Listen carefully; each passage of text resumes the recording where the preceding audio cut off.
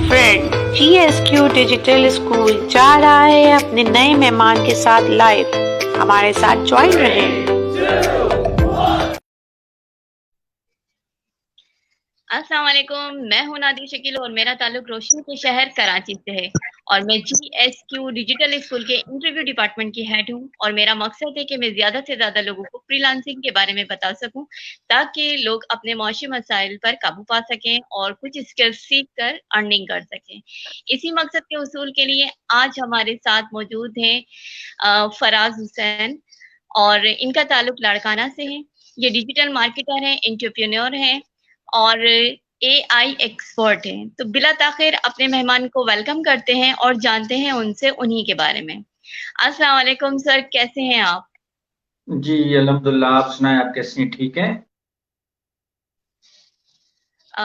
अल्हम्दुलिल्लाह। सबसे पहले मैं आपका बहुत शुक्रिया अदा करूंगी कि आप हमारे शो पर तशरीफ लाए और हमारे नाजरीन, हमारे देखने वालों के लिए आप तशरीफ लाए और टाइम निकाला, बहुत शुक्रिया। फिर चाहूंगी आप हमारे देखने वाले और सुनने वालों के लिए अपना इंट्रोडक्शन छोटा सा दीजिए कि फराज हुसैन कौन है।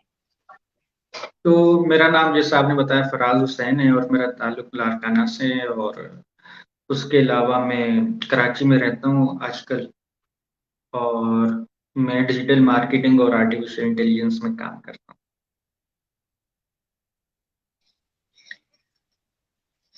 बेहतरीन, माशाल्लाह से। मैं ये जानना चाहूंगी आपसे कि आपका जो बचपन गुजरा है वो कैसा था? आप शाय थे या कॉन्फिडेंट थे?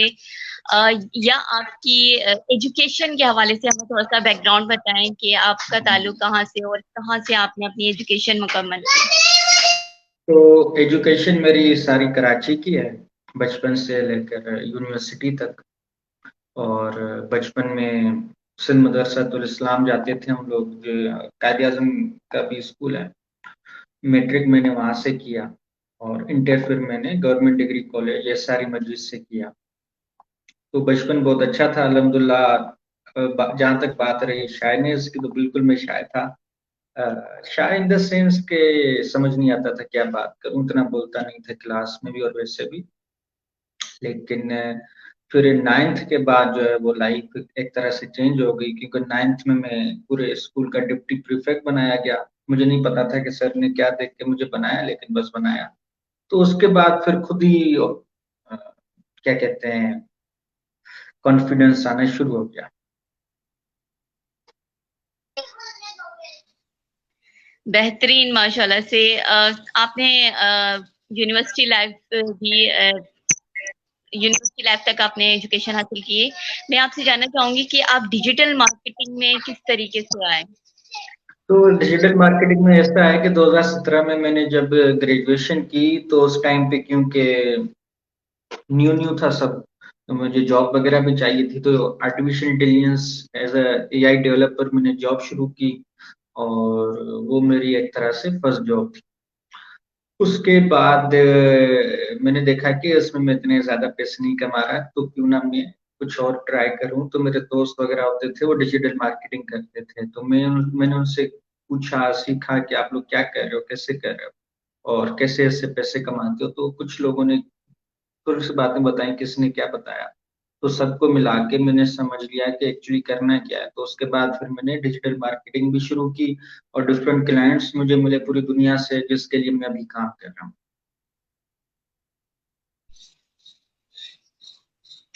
जबरदस्त। तो आपने ये सीखा कहाँ से? डिजिटल मार्केटिंग एक बहुत बड़ी फील्ड है, जैसे कि आपको भी पता है। तो आपने ये स्टार्ट कैसे लिया? सीखने का अमल जो किया वो किस तरीके से आपने स्टार्ट किया? या कोई सच नया बंदा सीखना चाहता है तो वो किस सच तरीके से लर्न कर सकता सच्ची बात तो ये है कि मैं जो है, जब मैंने करके सीखा, मैंने यूं नहीं किया कि मैंने पहले कोर्सेज किए या मैंने पहले लोगों से बात की और ये कुछ नहीं, मैंने करके सीखा। मैंने सबसे पहले तो गूगल एडवर्टाइजमेंट से शुरू किया था। अ, मैं एफिलिएट मार्केटिंग करता था शुरू में। तो वहां से मैंने सीखा कि अच्छा, ये जो गूगल एड है ये सब है, तो ये डिजिटल मार्केटिंग में आता है। फिर आहिस्ता आहिस्ता मुझे वेबसाइट के ऊपर लोग लेकर आने थे, तो मैं एसईओ भी सीखा कि ऑर्गेनिकली लोग कैसे आते हैं। गूगल के थ्रू लोग कैसे आते हैं, गूगल एडवर्टाइजमेंट के अलावा भी। तो फिर मैंने एसईओ सीखा, फिर मुझे पता चला कि कंटेंट मार्केटिंग क्या होती है उसके बारे में। फिर मैंने जब फेसबुक और लिंक्डइन वगैरह पे काम किया तो सोशल मीडिया मार्केटिंग के बारे में सीखा। फिर पता चला कि अगर आप ई कॉमर्स पे काम कर रहे हो तो आपको ईमेल मार्केटिंग भी आपकी अच्छी होनी चाहिए। जो भी आप क्लाइंट्स के साथ जब भी आप बात करो तो ईमेल पे कैसे करो, तो वो उसके बारे में सीखा। फिर डिफरेंट इस तरह के बारे में सीखा, फिर डेटा को रीड करने के बारे में सीखा, जो कि मुझे पहले ही मेरी अच्छी थी बहुत, क्योंकि मेरा जो बैकग्राउंड है वो कंप्यूटर इंजीनियरिंग का है और एनालिटिक्स वगैरह पे तो हम शुरू से काम करते थे। तो बस फिर ये सब फिर शुरू हुआ और उसके बाद अल्हम्दुलिल्लाह सीखते गए, अब भी सीख रहे हैं। बेहतरीन माशाल्लाह से। अच्छा, मैं ये जानना चाहूंगी आपसे कि डिजिटल मार्केटिंग और एआई, जैसे आप एआई में भी एक्सपर्ट हैं, तो एआई में जो आजकल बहुत सारे सॉफ्टवेयर छोटे छोटे से टूल्स की शक्ल में एआई के हमारे पास आ रहे होते हैं, वो आप सिखा रहे होते हैं या बाकायदा कोई कोर्स है जो आप प्रोवाइड कर रहे हैं, उसके बारे में भी बताएं। नहीं, मैं कोई कोर्स नहीं कराता एआई का। मैं क्योंकि खुद इतने काम करता हूँ तो मेरे पास टाइम नहीं होता कोर्सेज वगैरह कराने का। तो फिलहाल तो मैं एआई में कोई कोर्स नहीं करा रहा। हाँ, एक ज़माने में कराता था, लोगों को पाइथन वगैरह सिखाता था, एआई के बारे में बताता था, लेकिन आजकल तो मैं कोई ऐसा कोर्स नहीं करा रहा है।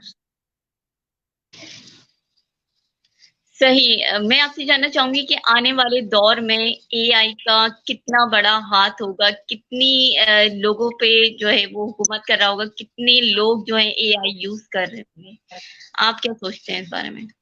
तो आप देखें, अभी हम चैट जीपीटी यूज़ कर रहे हैं बहुत सारे लोग, और अपने मसाइल के जवाबात उससे पूछते हैं। यूँ ही अनकरीब इन नियर फ्यूचर एआई का बहुत ज़्यादा स्कोप होगा, और ना सिर्फ सीखने वालों के लिए, सिखाने वालों के लिए भी, और जो उसके ऊपर काम कर रहे हैं उनके लिए भी न्यू न्यू तरह की एप्लीकेशंस इजाद होंगी।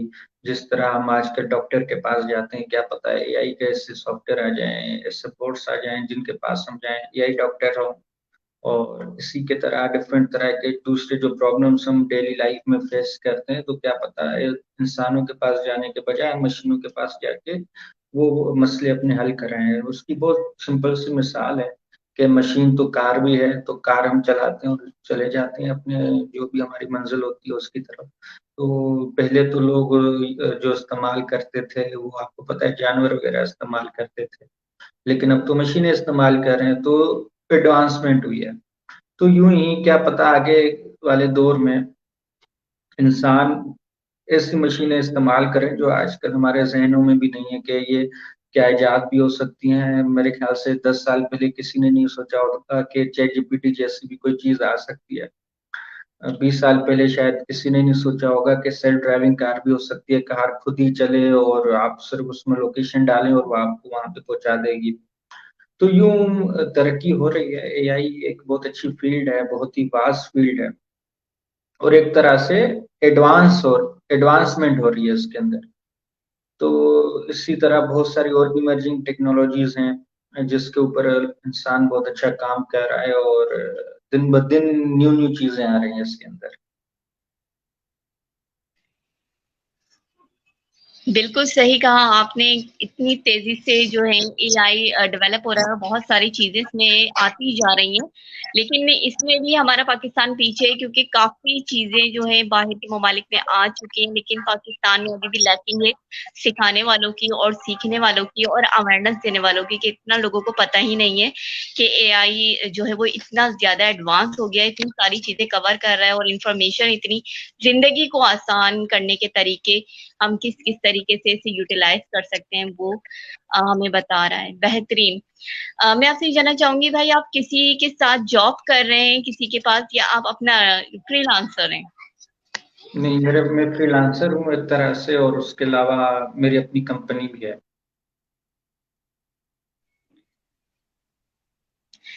माशाल्लाह से आपकी कंपनी भी है, हमें उसके हवाले से भी थोड़ा सा बताएं भाई कि आपकी कंपनी में क्या काम किया जाता है, आप किस तरीके से काम कर रहे होते हैं, और कितने लोग हैं जो आपकी कंपनी में वर्क कर रहे हैं?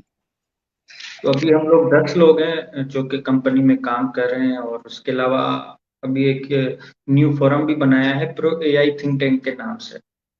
तो उस फोरम में जितने भी एआई के एक्सपर्ट्स और इमर्जिंग टेक्नोलॉजीज के दूसरे एक्सपर्ट्स, उनको हम एक प्लेटफॉर्म पे लेकर आ रहे हैं। और जो एक गैप है यूनिवर्सिटीज और इंडस्ट्रीज का, हम कोशिश करेंगे कि उसको कम से कम करें। डिफरेंट यूनिवर्सिटीज में, इंडस्ट्रीज में इवेंट्स कराएं और जो भी न्यू चीजें हो रही हैं वो इम्प्लीमेंट कराने की कोशिश करें।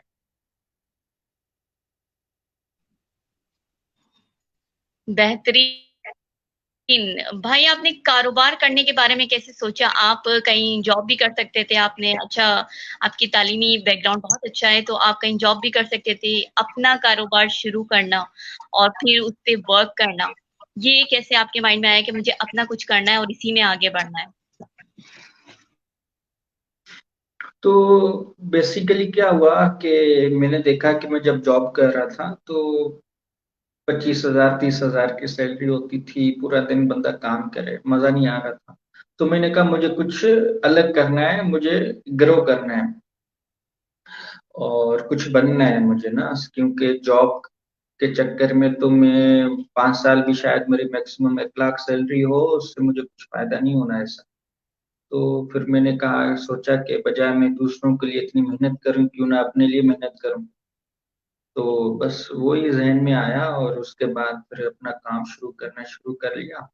और अल्हम्दुलिल्लाह बस अल्लाह ने कामयाबी दी, मेहनत हमने की और अल्लाह ने कामयाबी।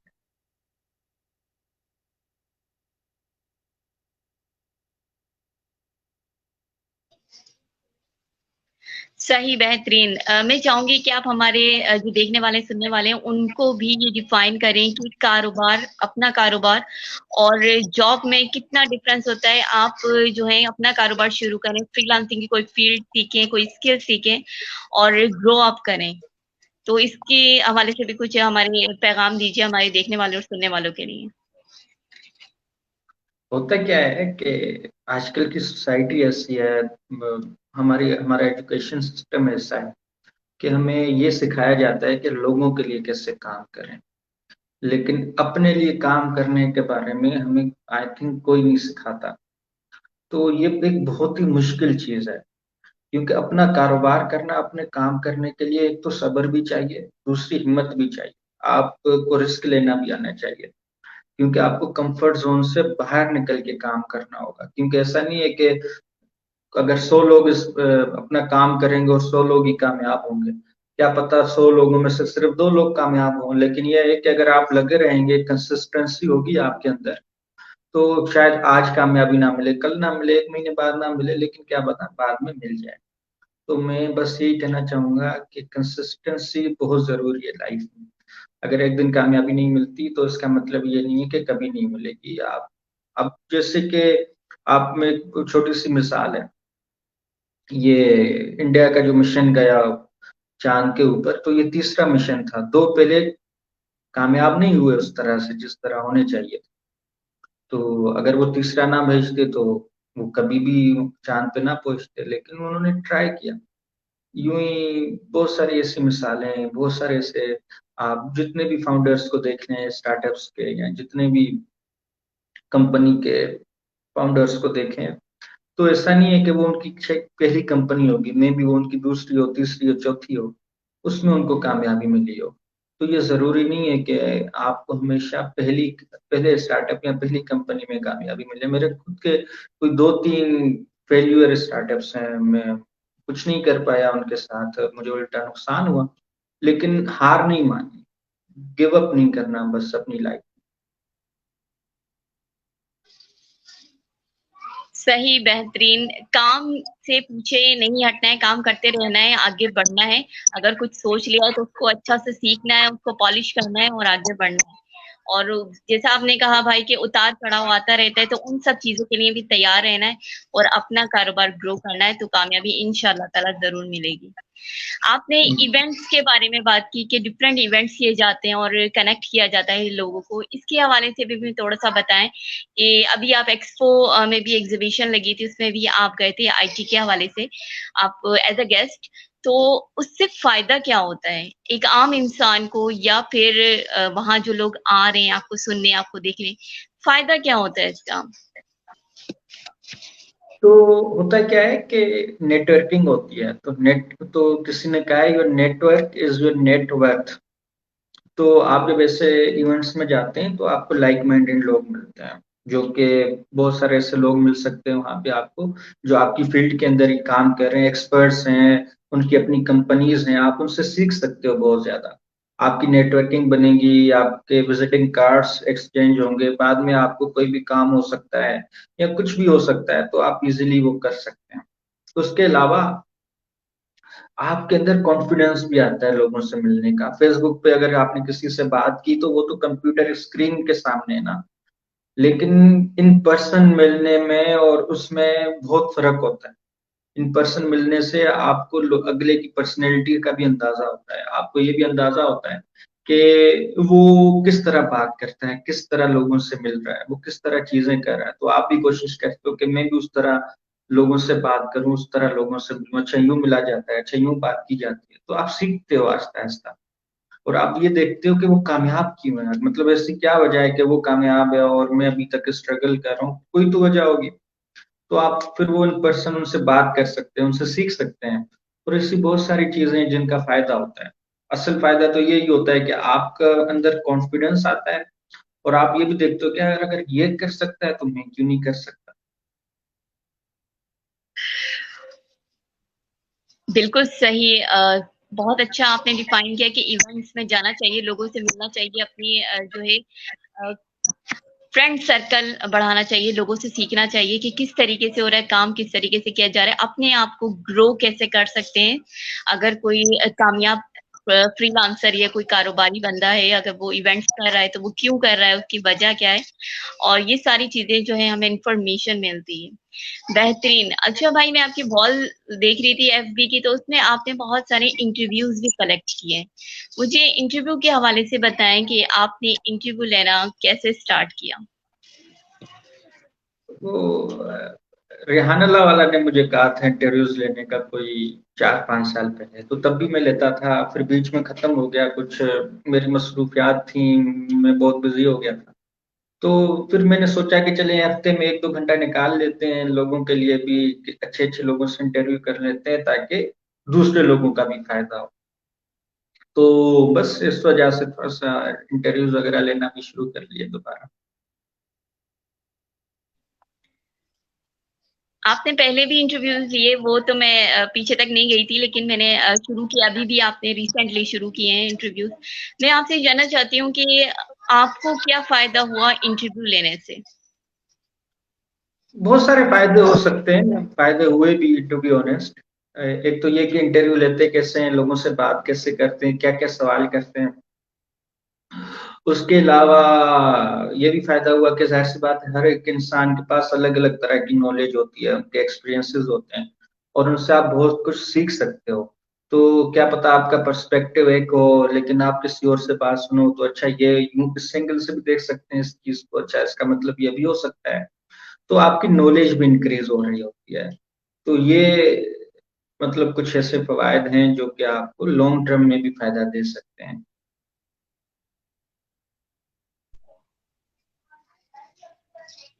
बेहतरीन। बहुत अच्छा आपने डिफाइन किया। आपने सर रेहान का जिक्र किया, मैं जानना चाहूंगी कि सर रेहान अल्लाहवाला को आपने कैसे जाना और कब जाना। तो मैंने उनको सबसे पहले 2017 पता नहीं 16 में देखा था एक्सपो के इवेंट के अंदर, लेकिन मैं उनसे मिला नहीं था, लेकिन मुझे पता था कि ये कौन है। फिर इत्तफाकन मेरे ख्याल से 1 साल बाद के 2 साल बाद एक एआई इनिशिएटिव लिया था सैलानी और सदर पाकिस्तान ने। हॉकी ग्राउंड में एंट्री टेस्ट हुआ था पहला पहला, वहां पे भी मैं इत्तफाकन एज अ गेस्ट इनवाइट था। तो मैं वहां गया। जब मैं वहां गया और टेस्ट वगैरह जब सब कुछ हो गया और फिर बच्चों के इंटरव्यूज वगैरह हो रहे थे, तो मैंने देखा कि रेहान अल्लाह वाला वहां पे सेल्फीज ले रहा है और तस्वीरें ले रहा है ग्राउंड की ना। तो मैंने दूर से देखा कि यार दूसरे लोग अपने बातें कर रहे हैं, काम कर रहे हैं, पता नहीं क्या क्या कर रहे हैं, और ये बंदा सेल्फियां ले रहा है और तस्वीरें ले रहा है, ऐसे क्यों कर रहा है ये ना। चले मैंने कहा, फिर मैंने उस टाइम पे ये सोचा, क्योंकि मुझे पता था कि ये कौन है, लेकिन मैं ये सोचा कि अब मुझे ना इनसे बात करनी है। तो खैर फिर मैं उनके पास गया और उनको सलाम दुआ की, और वो मुझे फर्स्ट मीटिंग में ही बहुत अच्छे लगे। पता चला कि वो क्या चाहते हैं, क्या नहीं चाहते हैं। उनसे उनके साथ तस्वीर ली पहली मीटिंग में, नंबर उनका लिया और इस तरह की सारी चीज़ें। फिर उन्होंने फ़ेसबुक पे भी ऐड किया। फिर उन्होंने मुझसे पूछा मैं क्या करता हूँ, क्या नहीं करता और ऐसे ये सारी चीज़ें। फिर उसके बाद कुछ महीनों के बाद उनकी कॉल आई कि आप जो है मेरे पास आके जॉब करें। तो मैं फिर उधर वहाँ पे उनकी कंपनी गया, वहाँ पे जॉब की।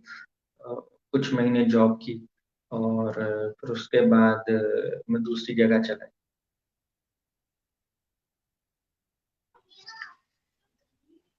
सही, बेहतरीन। अभी मैं आपकी वॉल देख रही थी, उसमें आप एक्सपो गए थे, वहाँ पर रेहान स्कूल कोरंगी कैंपस के बच्चे भी आए हुए थे और आप गालिबन स्कूल भी गए हुए हैं। तो मुझे थोड़ा-सा बताएँ कि वहाँ के बच्चों में और आम स्कूल के बच्चों में आपने क्या डिफ़रेंस देखा उस स्कूल में और बाकी स्कूलों में क्या डिफ़रेंस देखा आपने?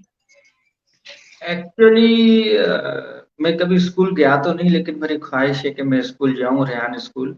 दूसरा ये उन बच्चों में और दूसरे बच्चों में, एक तो वो 7 क्लास के हैं मेरे ख़्याल से, मुझे उनके टीचर्स वग़ैरह ने बताया कि वो 7 क्लास के थे। जब हम लोग 7 क्लास में थे तो हमें ये टेंशन होती थी कि होमवर्क पूरा करें, आज घर जल्दी जाएँ, इस तरह की चीज़ें। हम कभी भी एक्सपो नहीं गए।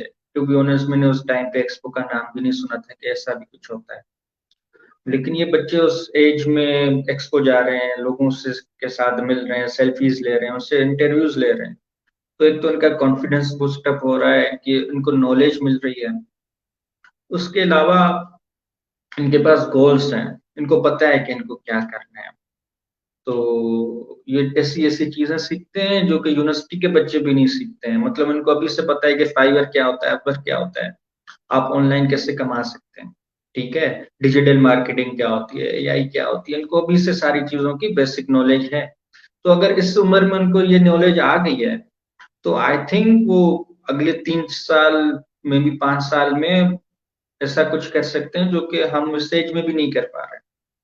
तो मुझे तो बहुत इंस्पायर किया उन बच्चों ने और बहुत ही अच्छे बच्चे हैं, बात करने का सलीका, बात कैसे की जाती है, उनको अभी से सब कुछ पता है और तस्वीर कैसे ली जाती है, उनको ये भी पता है। हमें नहीं पता होता था अपने ज़माने में। तो ख़ैर बहुत अच्छे बच्चे हैं माशाल्लाह। ज़बरदस्त, बेहतरीन, बिल्कुल सही कहा आपने, बहुत ज़्यादा चेंज है, वहाँ के स्कूल के बच्चों में जो कॉन्फिडेंस है वो बहुत ज़्यादा हाई है और इन्फॉर्मेशन भी बहुत ज़्यादा है, उनको अभी से पता है कि क्या काम करना है, उनके गोल सेट कर दिए गए हैं कि आपको आगे जाकर इसी पे काम करना है और आगे बढ़ना है। जबकि आम लोगों में इनफैक्ट पेरेंट्स भी जो हैं अपने बच्चों के गोल सेट नहीं कर रहे होते हैं कि आपको क्या करना है, बेसिकली यही होता है कि आपको अच्छी तालीम हासिल करनी है, उसके बाद आपको जॉब देखनी है और कमाना है। लेकिन आपको कारोबार कैसे करना है, आपको आगे कैसे बढ़ना है, ये नहीं सिखाया जाता क्योंकि हमारा मेंटल लेवल वहीं स्टक है कि हमें जॉब करनी है, अच्छी तालीम करनी है और उसके बाद जॉब ही ढूँढनी है और काम करना है। बेहतरीन। अ, अच्छा भाई मैं आपसे ये जानना चाहती हूँ कि बहुत सारे लोग जो हैं कमेंट्स कर रहे होते हैं आपको भी करते होंगे कि फ्रीलांसिंग झूठ है, इस पे लोग अर्निंग नहीं करते हैं, ऑनलाइन काम नहीं होता है। तो इस हवाले से आप क्या कहना चाहेंगे कि क्या अर्निंग होती है? और आप जैसे काबिल लोग मैं लेती इंटरव्यू इसीलिए हूँ कि आप जैसे लोग जो हैं वो बता सकें कि नहीं ये झूठ नहीं है। बेसिकली लोग कमा रहे हैं और अर्निंग हो रही है। तो इसके बारे में आप थोड़ा-सा हमारे उन बहन भाइयों के लिए अवेयरनेस दीजिए, उनको बताएँ कि अर्निंग होती है। अच्छा मुझे पहले ये बताएँ, वो उनको ऐसा लगता है क्यों कि ये फेक है, ये झूठ है? मतलब कोई तो ऐसा रीज़न होगी ना जो उनको लगता होगा कि ये झूठ है।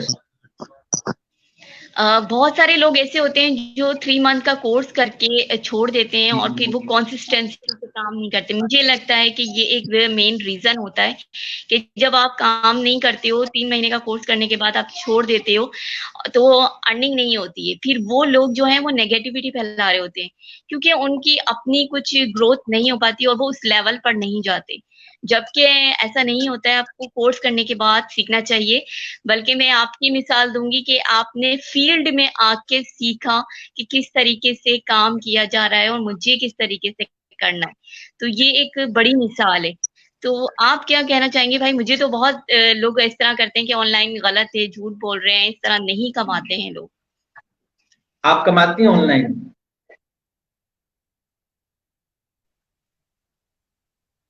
जी अल्हम्दुलिल्लाह। ठीक है, तो खैर एक गवाह तो हमारे सामने बैठी हुई है कि ऑनलाइन झूठ नहीं है, सच है। देखिए, दुनिया पूरी ऑनलाइन है आजकल। ऑनलाइन पे क्या कुछ नहीं हो सकता। फेसबुक है, आप बात अगर किसी से बात कर सकते हो तो ऑनलाइन ही तो आपके पैसे आते हैं। इसी पैसा भी तो ऑनलाइन है, गैस कैश भी तो ऑनलाइन है। तो यूं ही आपको बताया कोई 7 मिलियन तकरीबन ट्रैफिक है फाइवर की, 5 मिलियन ट्रैफिक है, और सॉरी 50 मिलियन ट्रैफिक है अपवर की, 70 मिलियन ट्रैफिक है फाइवर की मंथली। इतने लोग वहां पे आते हैं कि कोई हम काम करवाएं लोगों से। और इसी तरह बहुत सारे और भी तरीके ऑनलाइन कमाने के। तो कारोबार तो आप फिजिकली जैसे कारोबार होता है यूं ही ऑनलाइन कारोबार होता है, ये समझनी की बात है, समझना चाहिए। अब जैसे मैं और आप बात कर रहे हैं, यूं तो फिजिकली भी हम बात कर सकते हैं लेकिन ऑनलाइन भी बात कर रहे हैं। तो क्या ये हकीकत नहीं है कि हम लोग ऑनलाइन बात कर रहे हैं? ये बिल्कुल हकीकत है कि हम लोग ऑनलाइन बात कर रहे हैं, ठीक है। यूं ही ये हकीकत है कि ऑनलाइन अर्निंग भी हो सकती है। क्या पता झूठ इसलिए लग रहा हो क्योंकि उनको लग रहा हो कि जिस तरह क्लेम किए जाते हैं कि मंथली इतने लोग कमा रहे हैं, मंथली $10,000 लोग कमा रहे हैं, मंथली 50,000 में भी $1,00,000 कमा रहे हैं। क्या पता उनको ये झूठ लग रहा हो, मेरे ख्याल से ये क्लेम्स झूठ लग रहे हो। लेकिन उनको भी कहीं ना कहीं ये पता होगा कि ये झूठ नहीं है कि आप ऑनलाइन कमा सकते हैं। हाँ, शुरुआत में मुश्किल होती है क्लाइंट्स ढूंढने में, या क्योंकि ये it's like a new knowledge. आप स्कूल जाते हैं, आपने इंग्लिश सीखी, सिंधी सीखी, उर्दू सीखी, उसमें टाइम लगा ना आपको। 1 साल लगा, 2 साल लगा, 3 साल लगा। पहले दिन से तो ये आपको इंग्लिश नहीं आ गई।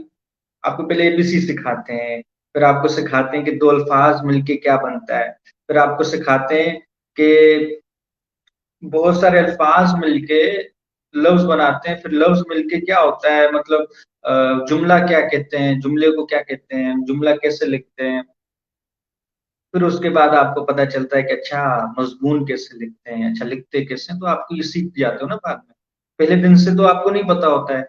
यूं ही ऑनलाइन भी है, ये न्यू स्किल है ना, टाइम लगता है आपको सीखने में, टाइम लगता है समझने में, टाइम लगता है।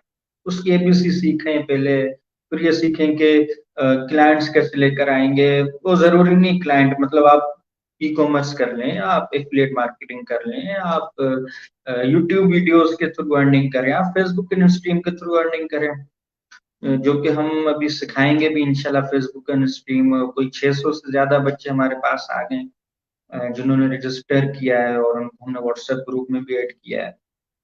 और हम उनको इंशाल्लाह इसी हफ्ते फेसबुक स्ट्रीम का कोर्स भी करवा रहे हैं। तो हकीकत ये है कि ये हकीकत है, पहली बात तो ये कोई झूठ नहीं है। बस ये है कि आपको सीखना होगा। ऐसा नहीं है कि आप पहले दिन से सीख लोगे, पहले दिन से आप कमाना शुरू करोगे।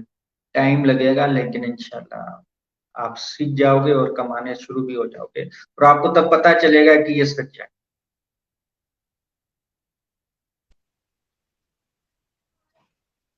बेहतरीन, बहुत अच्छे तरीके से आपने बताया कि काम करते रहना है और सीखना है, और गैदरिंग में रहना, छोड़ना नहीं है।